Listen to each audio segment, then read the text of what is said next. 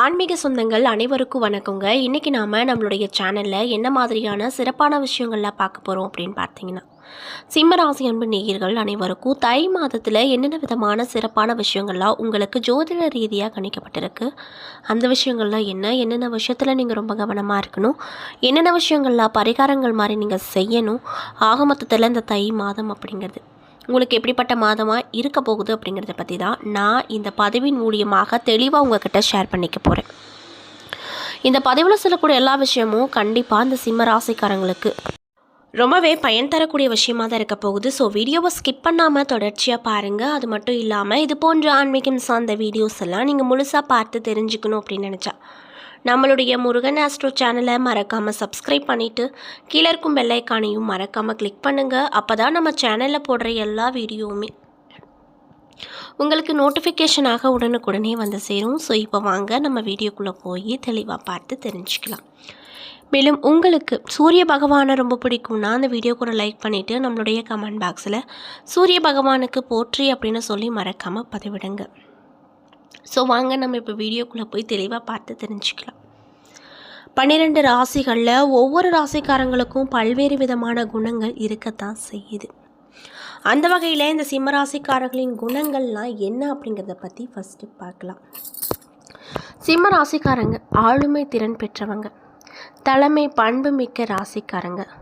சிம்ம ராசியின் அதிபதி சூரியன் அப்படிங்கிறதுனால தன்னால் எல்லாம் முடியும் அப்படிங்கிற நம்பிக்கையும் கர்வமும் இயல்பாகவே இவங்க கிட்ட அதிகமாக இருக்கும்.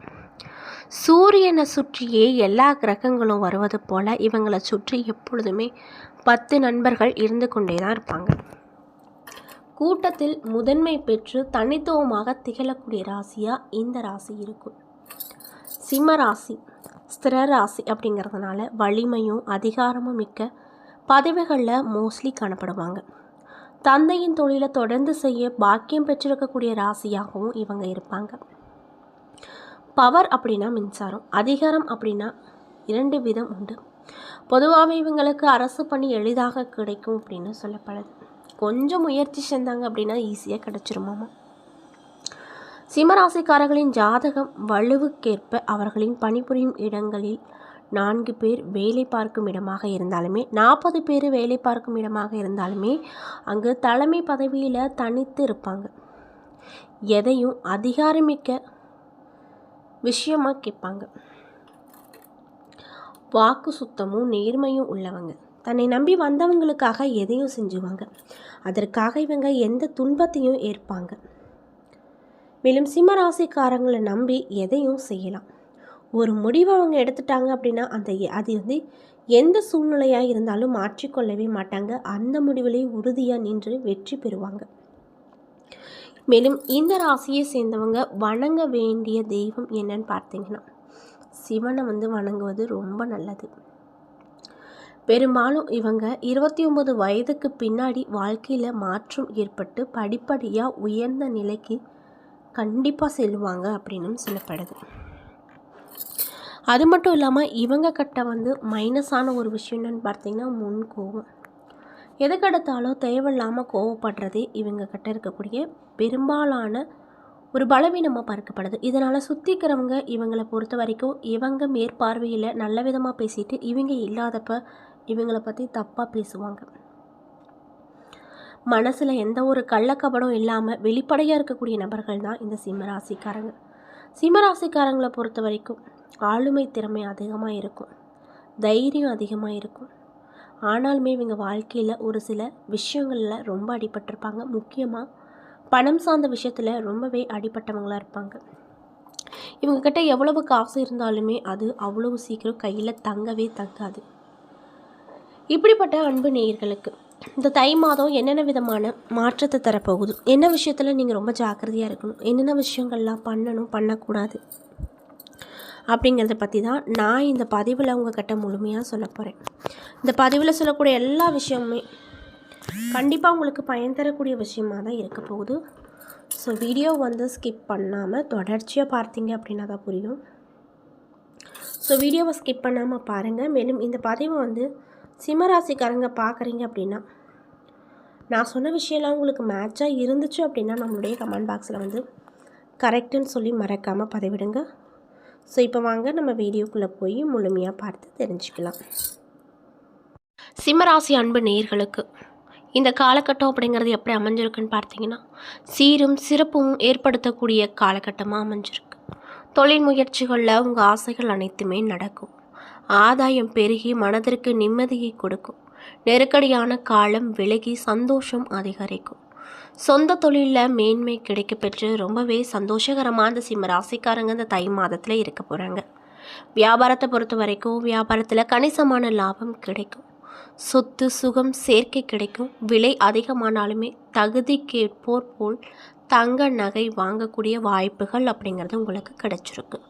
சனி பகவான் 8வது இடத்துல நிற்பதாலும் சூரியனுக்கு எதிரானவர் அப்படிங்கிறதுனாலும் வாகனங்களில் செல்லும் போது மட்டும் ரொம்ப எச்சரிக்கையாக நீங்கள் பயணிக்க வேண்டும் அப்படின்னு வலியுறுத்தப்படுது. மேலும் நினைத்த காரியங்களில் இடையூறுகள் ஏற்பட்டாலும் முயற்சியில் வெற்றி கிடைக்கும். வருமானம் உழைப்புக்கு எந்த ஒரு தடையுமே இருக்காதுங்க. அது மட்டும் இல்லாமல் நீங்கள் என்னெல்லாம் நினைக்கிறீங்களோ அந்த விஷயங்கள் எல்லாமே கைக்கூடி வரப்போகுது. ராகு பகவான் 7வது இடத்துல, கேது பகவான் ராசியிலும் இருக்காங்க. இதனால் கணவன் மனைவிக்கிடையே ஒரு கடுமையான போராட்டங்கள் நடைபெறுகின்ற காலம் அமையக்கூடும். இருப்பினும் கூட குரு பகவானின் அனுகிரகத்தால் எந்த பிரச்சனையாக இருந்தாலுமே அது சுலபமாக விலகிடும். அது மட்டும் இல்லாமல் உங்களுக்கு நிறைய விதமான யோக பலன்கள் அப்படிங்கிறது இந்த காலகட்டத்தில் கிடைக்க போகுது. சர்ப்பங்களுக்கு 6 மற்றும் 12ஆம் இடம் மிக சிறந்த பலன்களை கொண்டு வந்து கொடுக்கும். அயன சயனம் நிற்கும் குரு பகவான் உங்களுக்கு நன்மைகளை வாரி கொடுக்க போகிறாரு. எடுத்த காரியத்தில் தடையில்லாமல் வெற்றியை கொடுக்க போகிறாரு.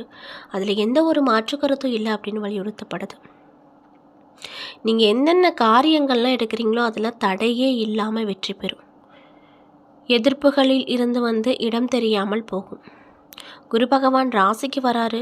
குரு உங்களுக்கு மிகப்பெரிய நன்மையை கொடுக்க போகிறாரு அப்படின்னு சொல்லப்படுது. அது மட்டும் இல்லாமல் இந்த காலகட்டத்தில் வெளியூர் பயணங்கள் வெற்றிகரமாக இருக்கும். தொழில் சம்பந்தப்பட்ட பேச்சுவார்த்தை நன்மையாக முடியும். வியாபாரத்தில் லாபம் முன்னேற்றகரமாக இருக்கும். அரசியல் துறையில் இருக்கக்கூடிய சிம்மராசிக்காரங்களுக்கு பொறுப்புகள் அதிகமாக கிடைக்கும். அரசாங்கத்தில் எதிர்பார்த்த நன்மைகள் நிச்சயமாக கிடைக்கும்.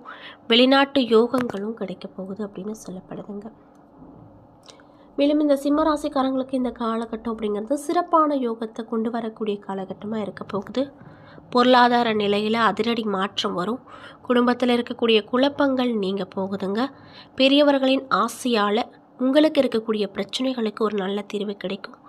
தம்பதியர் மனம் ஒத்து நடக்க முயற்சி எடுப்பாங்க. புதிய வாகனங்கள் வாங்கக்கூடிய யோகம் பிறந்திருக்கு. தள்ளிப்போன திருமணங்கள் இந்த காலகட்டத்தில் சொல்லி வைத்த மாதிரி நடக்கும். அரசியல் துறையில் இருக்கக்கூடியவங்களுக்கு கட்சி பணிகளில் தீவிரம் காட்ட வேண்டும். சோம்பேறித்தனம் இருக்கவே கூடாது. மேலும் கலைத்துறையில் இருக்கக்கூடியவங்களுக்கு தங்களுடைய முழு திறமையை வெளிப்படுத்துவீங்க. வெளிநாட்டு வாய்ப்புகளை பெறுவீங்க. வியாபாரத்தை பொறுத்த வரைக்கும் வியாபாரத்தில் லாபம் அதிகரிக்கும். தொழிலில் விரிவுபடுத்தக்கூடிய எண்ணங்களும் அதிகரிக்கும். மேலும் சிம்மராசியில் இருக்கக்கூடிய மகம் நட்சத்திர நண்பர்களுக்கு இந்த காலகட்டம் எப்படி இருக்க போகுதுன்னு பார்த்தீங்கன்னா, மகத்தான நன்மைகள் தரக்கூடிய காலகட்டமாக அமைய போகுது. உங்களுடைய சிரமங்கள் நீங்க போகுது. உங்களுடைய ஆசைகள் அனைத்துமே நடக்க போகுதுங்க. மேலும் பூரம் நட்சத்திர நண்பர்களுக்கு எதிர்பார்த்த நண்பர்கள் தகுந்த நேரத்தில் உதவி செய்வாங்க. தடைப்பட்டு போன வேலைகள் சிறப்பாக நடக்கும். உறவினர்கள் மத்தியில் செல்வாக்கு அதிகரிக்கும். மேலும் உத்திரம் 1ஆம் பாத நட்சத்திர நண்பர்களுக்கு இந்த காலகட்டம் எப்படி இருக்க போகுதுன்னு பார்த்தீங்கன்னா, அற்புதமான பலன்கள் கிடைக்க போகுது. எடுத்த முயற்சிகளில் தோல்வி வராது. பொருளாதாரத்தில் முன்னேற்றம் அதிகரிக்கும். வங்கி இருப்பு உயர்வதால் மன நிம்மதி கிடைக்கும். என்ன நண்பர்களே, இந்த பதிவுகளில் நம்ம சிம்மராசி அன்பு நேயர்களுக்கு தை மாதம் எப்படி இருக்க போகுது, என்னென்ன விதமான மாற்றத்தை தரப்போகுது, என்ன விஷயத்தில் நீங்கள் ரொம்ப கவனமாக இருக்கணும், என்னென்ன விஷயங்கள்லாம் பண்ணணும் பண்ணக்கூடாது அப்படிங்கிறத பற்றி தெளிவாகவும் விரிவாகவும் நான் இந்த பதிவில் உங்கள்கிட்ட சொல்லியிருப்பேன். இந்த பதிவில் சொல்லியிருக்கக்கூடிய எல்லா விஷயமும் கண்டிப்பாக உங்களுக்கு பயன் தரக்கூடிய விஷயமாக தான் அமைஞ்சிருக்கும். ஸோ வீடியோ பிடிச்சிருந்தால் லைக் பண்ணுங்கள், ஷேர் பண்ணுங்கள். அது மட்டும் இல்லாமல் இது போன்ற ஆன்மீகம் சார்ந்த வீடியோஸ் எல்லாம் முழுசாக பார்த்து தெரிஞ்சுக்கணும் அப்படின்னு ஆசைப்பட்டேன். நம்மளுடைய சேனலை மறக்காமல் சப்ஸ்கிரைப் பண்ணிவிட்டு கீழே இருக்கும் பெல் ஐக்கானையும் மறக்காமல் கிளிக் பண்ணுங்கள். அப்போ தான் நம்ம சேனலில் போடுற எல்லா வீடியோவுமே நோட்டிஃபிகேஷன் அவங்கக்கிட்ட வரும். நன்றி.